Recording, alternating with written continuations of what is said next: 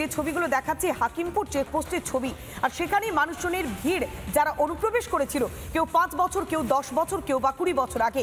আর এদের হাতে কি রয়েছে বলুন তো? ভারতের ভোটার কার্ড, আধার কার্ড।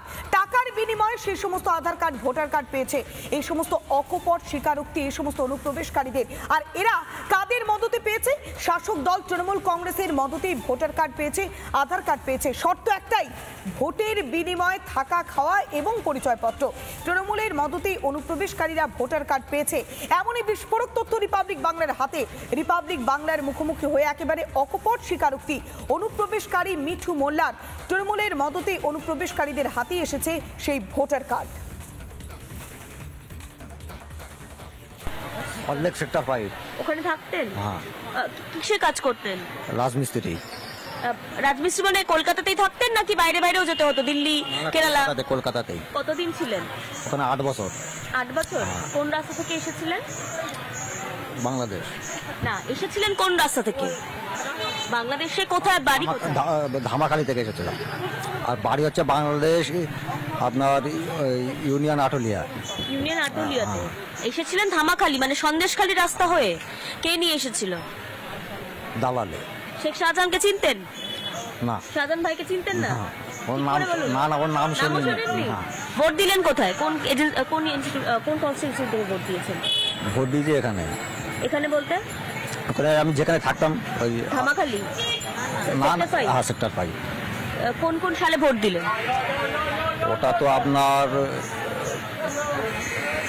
ভোট দিয়েছে, ওটা তো সেই আমার তাহলে ভোটার কার্ডটাই দেখতে হবে। ওটা তো 2002 সালে ছিল না।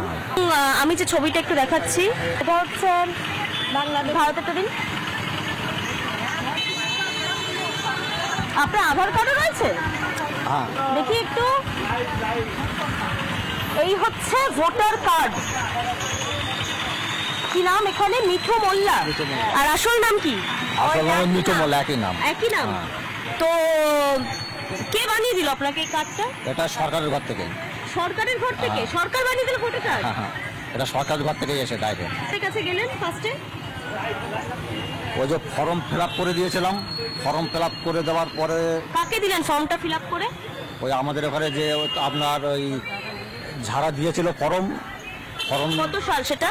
সেটা তো লেখা আছে তো এখানে। 1995 তো জন্ম তারিখ, তারপর তো আর কিছু লেখা নেই।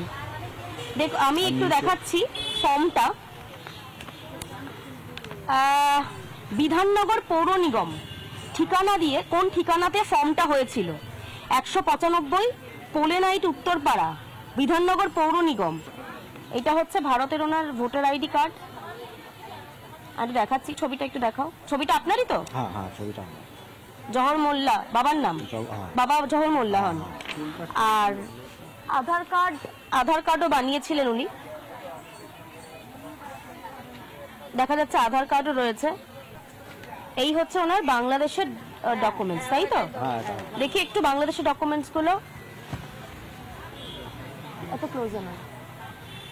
ঠিক নাগরিক কোথাকার, ভারতের না বাংলাদেশের? বাংলাদেশের। এখানে তো আপনার ওই থাকবো বলে ডকুমেন্টস গুলো করেছিলাম, কিন্তু এখন তো থাকতে পারছি না, যেহেতু বাপ দাদার আমলের নাম নেই, ওই জন্য এখন বাংলাদেশে ফিরে যাচ্ছি আবার। প্রথমে কোথায় গেলেন? নিশ্চয়ই কম্পিউটারে করেননি। ফার্স্টে কার কাছে গেলেন, গিয়ে বললেন যে আমার ভোটার কার্ড দাও? ওখানে ওই আমাদের যে কাউন্সিলর আছে ওর কাছে, মানে আমাদের ওখানে যে ছিল কাউন্সিলর, ওর কাছে। কি নাম মনে আছে?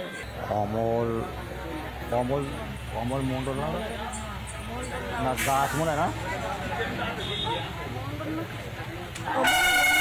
অমল দাস, তাই তো? হ্যাঁ। ওনার কাছে গিয়ে বললেন যে ভোটার কার্ড বানিয়ে দিতে। উনি জানতেন আপনার বাংলাদেশ থেকে এসেছেন? হ্যাঁ। কোন পার্টির ছিলেন উনি? উনি মানে টিএমসি।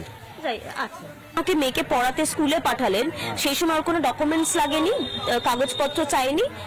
টিচাররা বা শিক্ষক শিক্ষিকারা যে আমাদের এই ডকুমেন্টস তো দরকার বাচ্চাটির জন্য? না, কাগজপত্র চাইনি। কিছু চাইনি? না। এখন কি জন্য চলে যাচ্ছেন? কে বললো চলে যাও? এখন ওই আপনার ওই যে 2 সালের 2002 দেখাতে হবে, নাইলে তো এখানে থাকা যাবে না।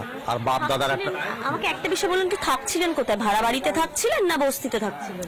বস্তিতে। মানে ওখানে ওই জায়গা ফেলানো ছিল তো, ওখানে অনেকে ঘর বেঁধেছিল, আরো আপনি এলেন কোথা থেকে, কোন রাস্তায়?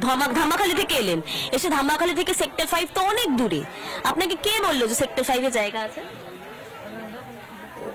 ওখানে তো আমরা খোঁজ পেয়েছিলাম, আমাদের ওই আরো যারা ওই ছিল মানে যারা ছিল ওদের ওইখানে জায়গা পড়েছিল, সবাই ছিল ওখানে ঘর বেঁধে, তা বললো যে জায়গা পড়ে আছে, ওই জন্য আমরা ওখানে ঘর বেঁধেছিলাম। ঘর বেঁধে টিনের ঘর বেঁধেছিলেন?